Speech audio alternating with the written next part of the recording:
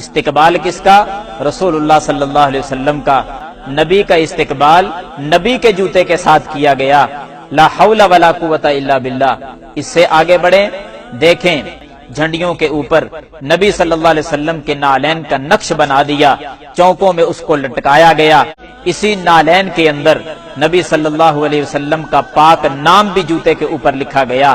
صرف نام ہی نہیں، محمد الرسول اللہ صلی اللہ علیہ وسلم بھی جوتے کے اندر لکھا۔ گستاخی کس کو کہا جاتا ہے؟ حضرات آپ اور آگے بڑھیں، اسی نالین پاک کے اندر نبی صلی اللہ علیہ وسلم کا نام بھی، اللہ کا نام بھی، گستاخی یہاں تک پہنچی بسم اللہ الرحمن الرحیم بھی لکھا گیا، لا الہ الا اللہ محمد الرسول اللہ بھی لکھا گیا۔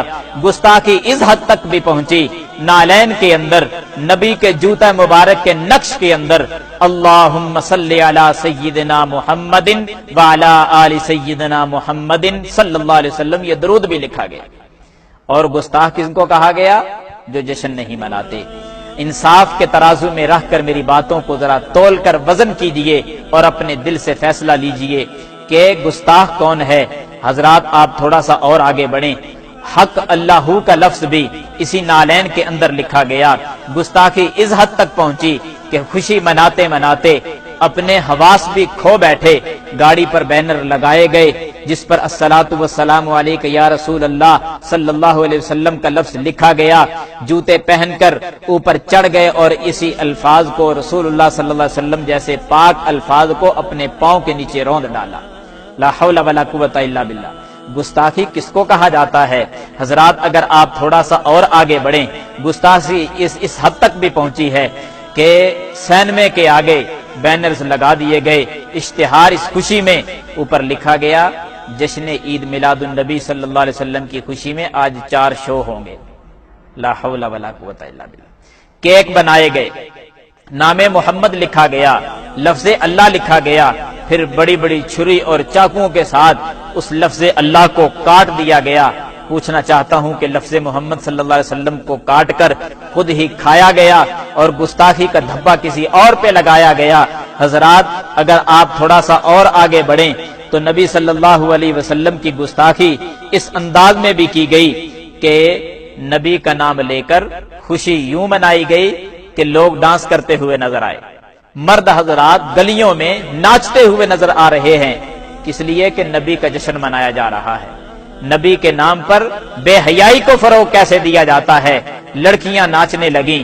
اس حد تک یہ گستاخی پہنچی، نبی کا نام استعمال کیا گیا، خوشی کا لفظ بول کر بے حیائی اس قدر بنت حوا کو بے پردہ کر کے چوکوں میں لا کر اس کو ناچ اور ڈانس اس سے کروایا گیا۔ حضرات بنت حوا کی عظمت تو یہ تھی کہ صفا مروہ کی سعی کرتے ہوئے بھی اسلام بنت حوا کو اجازت نہیں دیتا کہ وہ صفا مروہ کے درمیان وہ دوڑنے کی اجازت بھی اسلام نے نہیں دی۔ اس اسلام کے اندر آپ نے کس قدر گستاخی کی کہ بے پردہ عورتوں کو چوکوں میں لا کر اسے ڈانس کروایا گیا۔ گستاخی یہاں تک بھی پہنچی کہ نبی صلی اللہ علیہ وسلم کی گستاخی کرتے کرتے اللہ کی گستاخی پہ اتر آئے۔ کس انداز میں؟